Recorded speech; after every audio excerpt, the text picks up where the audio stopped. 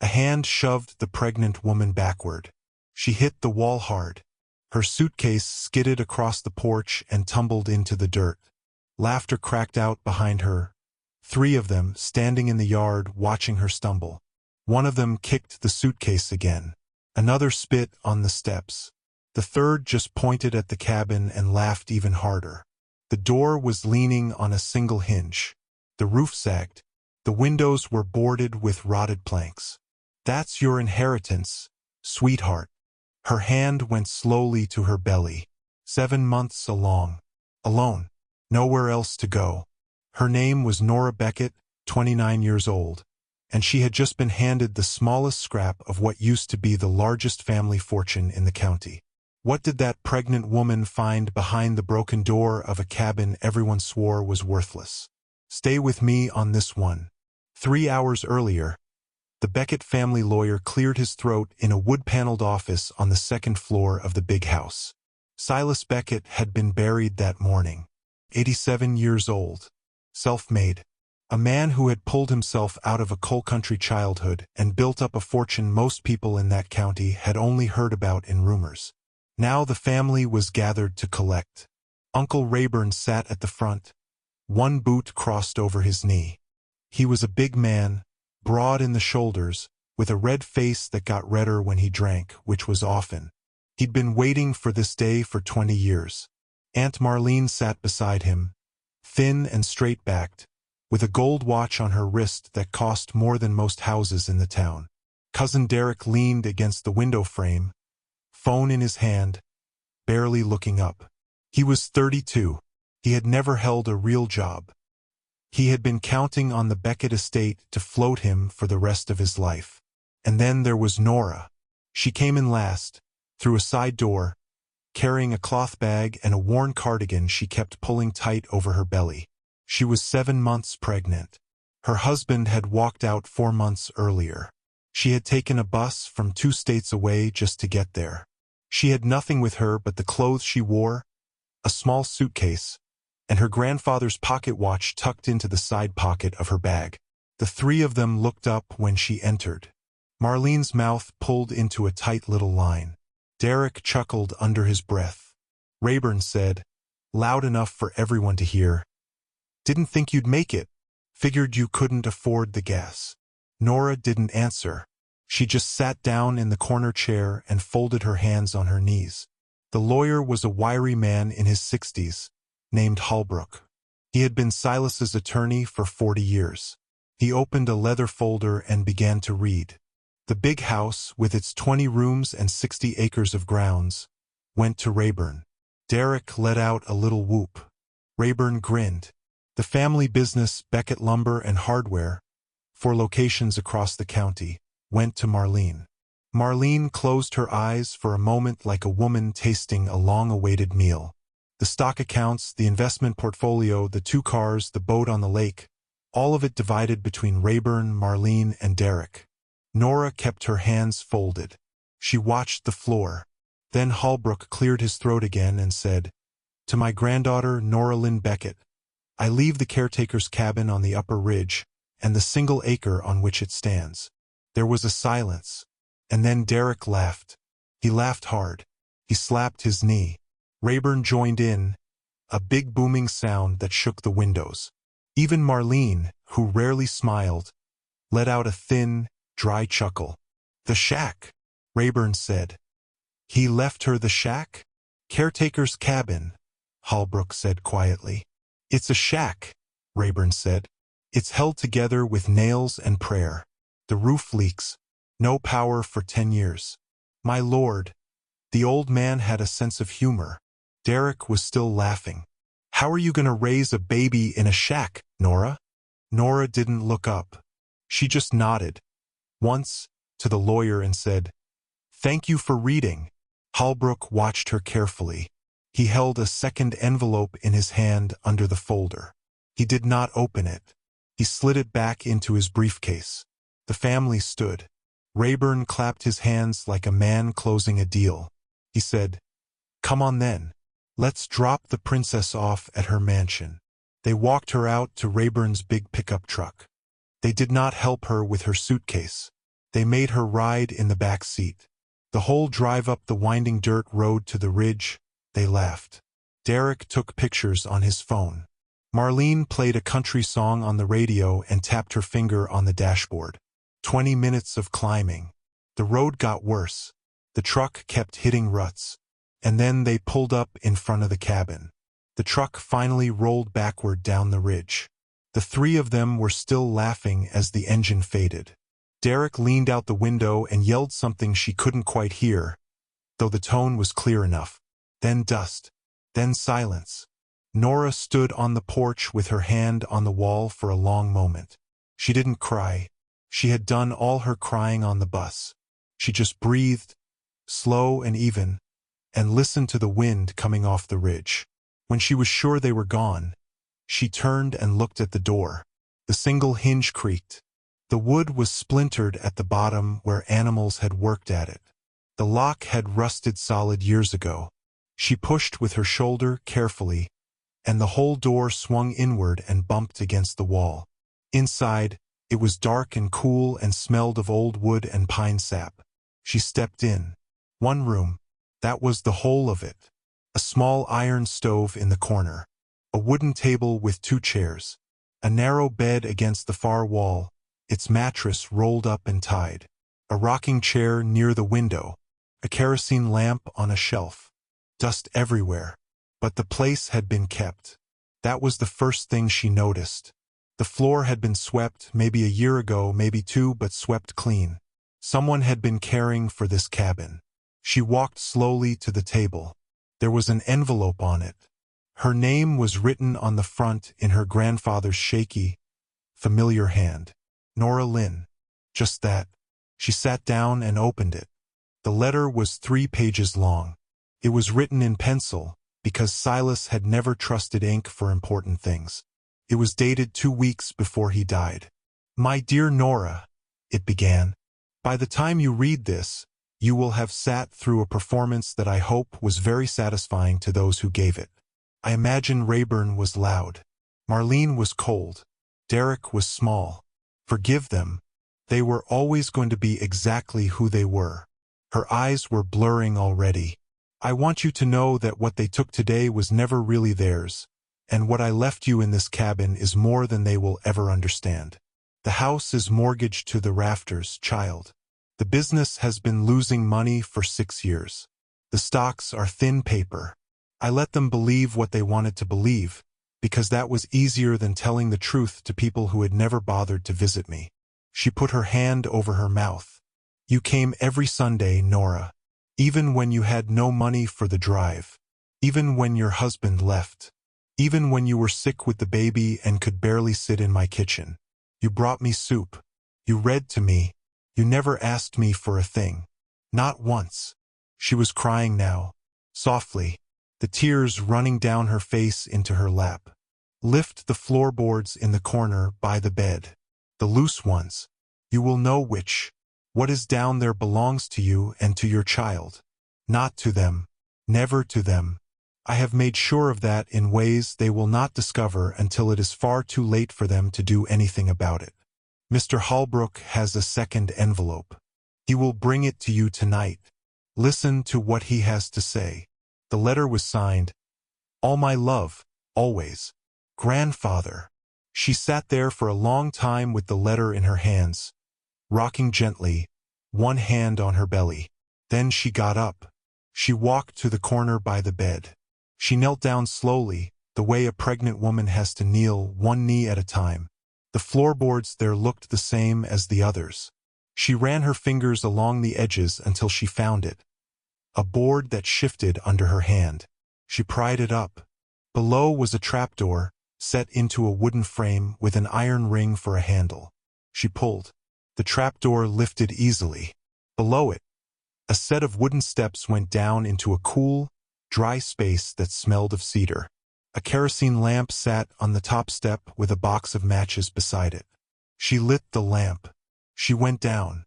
At the bottom of the steps was a small room, maybe 10 feet square, dry as bone, with a concrete floor that her grandfather must have poured himself. Shelves lined the walls. On those shelves sat 3 things. Iron boxes, a leather satchel thick with papers, and a small safe with a combination dial. She opened the first iron box. Gold coins, old ones, stacked in neat rolls wrapped in paper. She picked one up. It was heavier than it looked. She set it down and opened the second box. More coins. The third box held cash, banded in thick bricks. Hundreds, mostly. She opened the leather satchel. Inside were deeds. Land deeds. 40 of them. Stock certificates in companies whose names she had only read about in newspapers. A ledger, written in her grandfather's hand, that listed every asset, every account, every transfer, everything he owned, everything he had moved over the last 10 years out of the big estate and into this cabin, into a trust. Her name was on every single page. Her name, Nora Lynn Beckett, and nobody else's. She sat down on the bottom step and held the ledger against her chest and cried with her whole body. She climbed back up eventually. She closed the trapdoor. She put the board back. She sat in the rocking chair and read the letter again. She drank a small cup of water from her thermos. She set the letter on the table and folded her hands over her belly and breathed. It was over. She thought it was over. She thought the hard part had ended. A knock came at the door. She jumped. Her hand flew to her chest. She stared at the door for a long count, not moving. The cabin was an hour's walk from any other house on the ridge. Nobody came up here by accident. The knock came again. 3 short taps. Polite. "Miss Beckett?" a voice said. "It's Harold Holbrook, your grandfather's attorney. May I come in?" She let out a breath she didn't know she'd been holding. She crossed to the door and pulled it open. Holbrook stood there with his briefcase in one hand and a flashlight in the other. He looked tired. He stepped inside without waiting to be invited, closed the door behind him, and turned the little latch. "I apologize for the hour," he said. "But we don't have much time, and I was instructed to come tonight, alone, without your relatives knowing. Your grandfather was very specific." He set his briefcase on the table. He opened it. He took out the second envelope. "Your grandfather signed this 4 months ago," he said. "It is the operative document of your inheritance. What was read today was the theatrical version. Your uncle, your aunt, and your cousin believe they have inherited the house, the business, and the investments. They have, in the technical sense. What they don't know is that the house carries a mortgage of $900,000. The business is in default on 2 commercial loans. The investment accounts held, as of last week, slightly less than $11,000. Nora sat down slowly. She stared at him. "Your grandfather spent the last 6 years," Holbrook said, "moving assets into a revocable trust in your name. The trust became irrevocable on his death. The trustee is myself. The sole beneficiary is you, and upon your death, your child." He tapped the envelope. "In here is a full accounting. Approximately $2 million in gold and cash, which I understand you have already found. 73 parcels of land in 3 states, most of them under active timber leases. A controlling interest in a drilling operation that has been paying a steady annual distribution for 11 years. A collection of rare coins in a safe deposit box in the town bank. And a life insurance policy that pays out tax-free to you in the amount of $1.5 million. Nora could not speak. "Your grandfather was a very careful man," Holbrook said. "He anticipated correctly that your relatives would not accept this. He made sure every document is unassailable. They can challenge the will. They will lose." He slid the envelope across the table. "There is one thing more. Your grandfather left a recorded statement. Video. He wanted you to have it. He also wanted it played for the others at the correct time. I will hold it until you are ready." Nora finally found her voice. "Why?" she whispered. "Why me?" Holbrook smiled for the first time. A small, sad smile. "Because you were the only one who ever came to see him, child. That's the whole of it. You were the only one who ever came. He left a little after that. She watched his tail lights disappear down the ridge road. She locked the door. She sat at the table. She put her hand on the envelope and breathed. And that is when you, listener, if you are still with me, and I hope you are because this is where it gets good, should go ahead and hit that subscribe button. Because the laughter we started with, it's going to come back to those three people in a way they are never going to forget. Now, let me tell you what happened next. The first thing that happened was that Derek came back. He came back at 2 in the morning. She heard the engine first, then the headlights swinging across the cabin walls, then boots on the porch. He didn't knock. He tried the door. When it didn't open, he kicked it. The last hinge, held. "Nora!" he yelled. "Nora, open up. We need to talk. Now." She stayed in the bed. She didn't breathe. He kicked the door again. He swore. He walked around the side of the cabin and pressed his face to the window. She could see the shape of him in the moonlight. He stood there for nearly a minute. Then he cursed again and walked back to his truck and drove off. The next morning, Rayburn came. He came sober, which was unusual. He wore a suit. He came with a man she had never seen before. A lawyer she would learn later from the city. Rayburn knocked politely. He called out, "Nora, honey, we need to have a conversation. As a family." She opened the door a crack. "I'm listening," she said. Rayburn smiled. "We've been thinking about this, sweetheart. That cabin isn't any place to raise a baby. We'd like to buy it from you. Fair price. Let you get yourself set up somewhere proper. What do you say to 10,000 cash today?" "No thank you," Nora said. Rayburn's smile thinned. 20, he said. 20,000. Final offer. "No thank you. Nora." His voice dropped. "Don't be stupid. You're alone up here. You got a baby coming. You're gonna need family." "No thank you, Uncle Rayburn." She shut the door. She slid the new bolt Holbrook had brought her that morning. She stood with her back against it and listened to his boots retreat. That night, a real estate developer came. Then an oil company representative. Then a man with no name at all, who offered her $50,000 in a briefcase if she would sign a single piece of paper he held out on the porch. She said no to all of them. They were starting to understand. Something was wrong. Something was very wrong. And they were starting to get angry. 3 days later, they came together. Rayburn's truck pulled up first at noon, with Marlene in the passenger seat and Derek riding in the bed. A second car followed, the city lawyer in a dark sedan, dust caking his tires. They parked in a line across the front of the cabin, blocking the road. Nora watched from the window. She did not panic. She had been expecting this. She had called Holbrook at dawn. He had said, "They will come today. I will be there. Stay inside."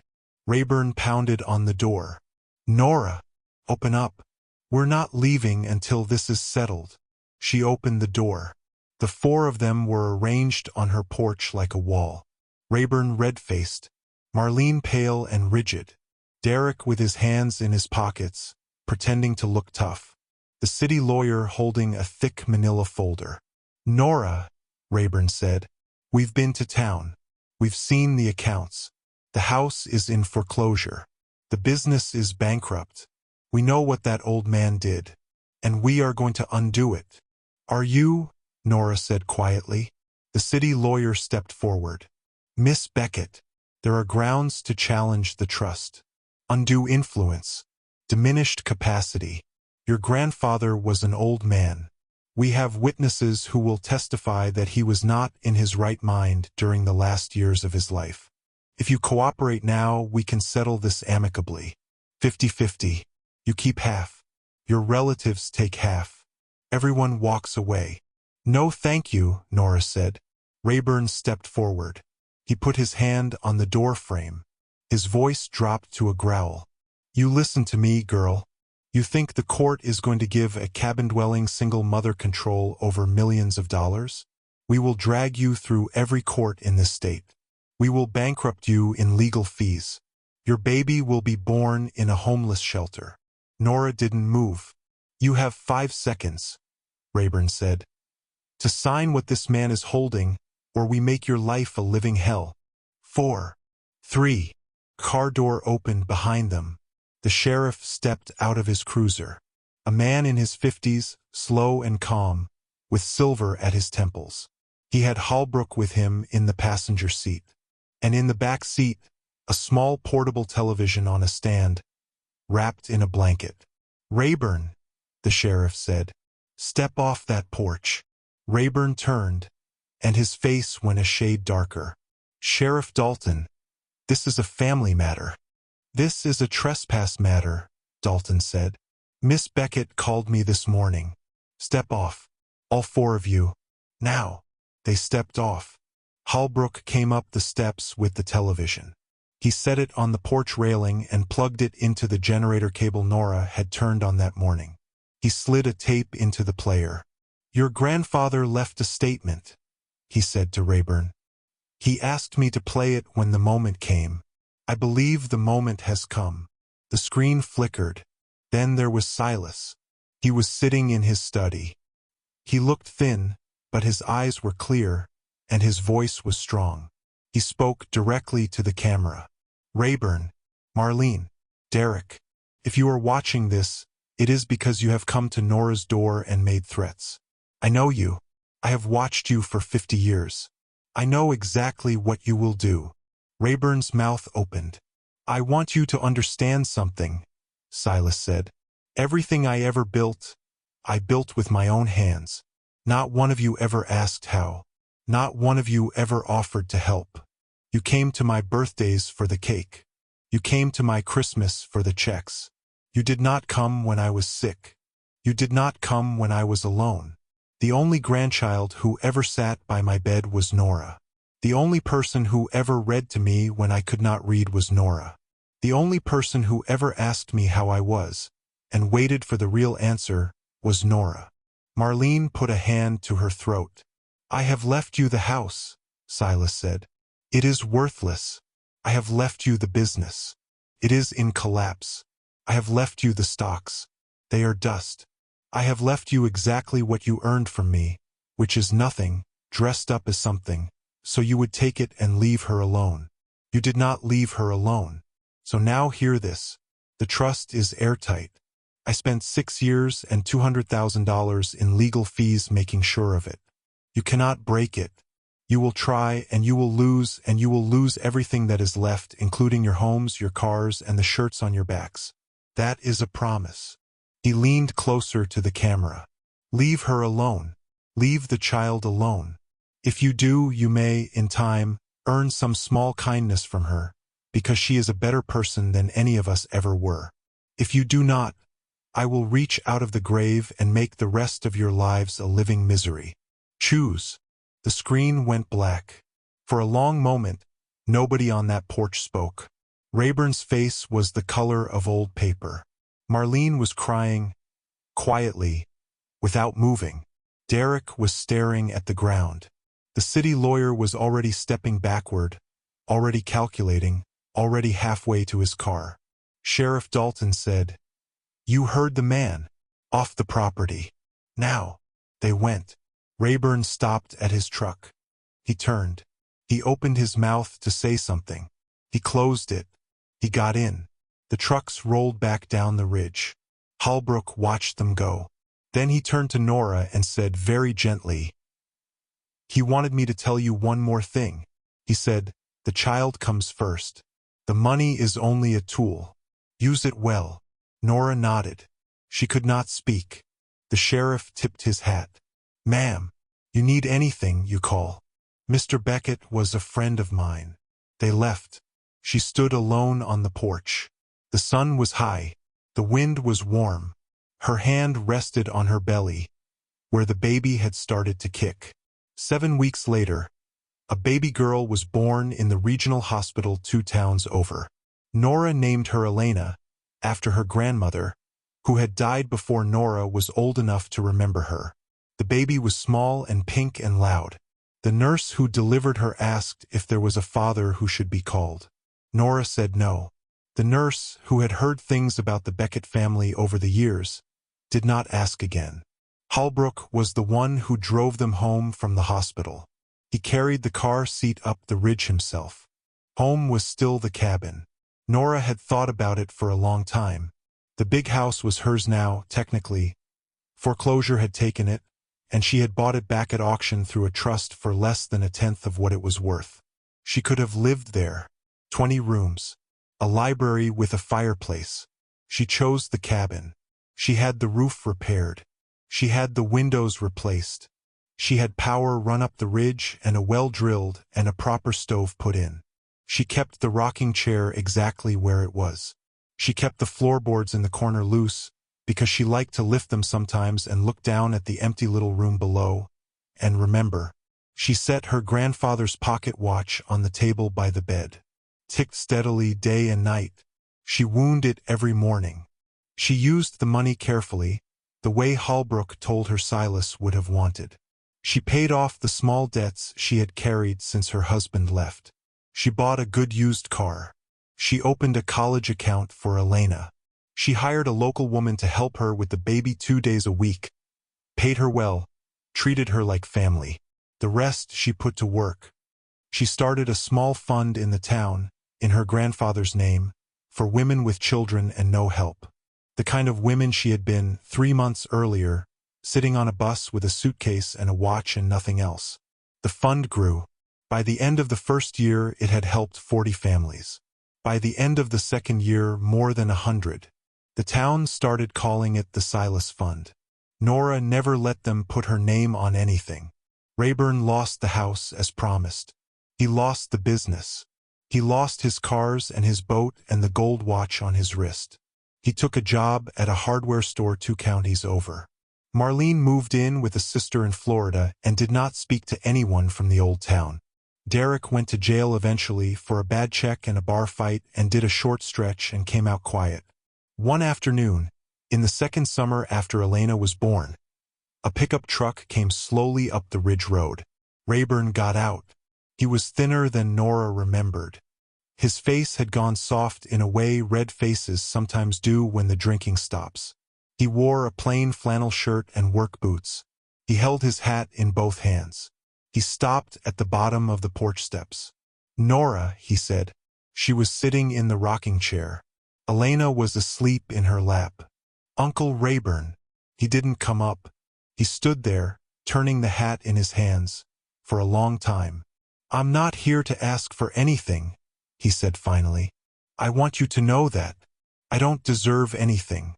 I wanted to see the baby." Nora looked down at Elena. She was 1.5 years old. She had her great-grandmother's dark hair. "You can come up," Nora said quietly. "You can sit on the step." He sat.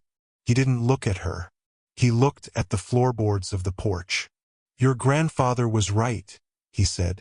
"About all of it. I've been trying to think of what I could ever say to you that would make any difference. And I haven't come up with anything yet." "You don't have to say anything," Nora said. "I do," Rayburn said. "I laughed at you on this porch. I spit on these steps. I told you you'd raise this baby in a shack. I'm sorry, Nora. I don't expect you to forgive me. I wouldn't ask you to." She rocked slowly. Elena stirred and made a little sound and settled again. "I'm not going to forgive you today, Uncle Rayburn," Nora said gently. "Maybe someday. I don't know. But I'll tell you this. There's a property down the ridge I bought last fall. It has a house on it that needs work. If you want a job keeping it up, I'll pay you. Fair wage. On time every week. You can start Monday if you like." He looked up at her. His eyes were wet. "Why?" he whispered. "Because my grandfather told me," Nora said, "never to be like you. And the only way to do that is to not be like you." He nodded. He got up slowly. He put his hat back on his head. "Monday," he said. "Monday," she agreed. He walked back to his truck. He drove down the ridge. Nora sat in the rocking chair. The wind moved through the pines. Elena slept in her lap, warm and small, breathing soft. Inside the cabin, on the table by the bed, her grandfather's pocket watch went on ticking. And on the porch where 3 people had once laughed at a pregnant woman with nothing, a woman with everything sat quietly, and rocked her daughter, and watched the sun go down over the ridge that was hers, and hers alone.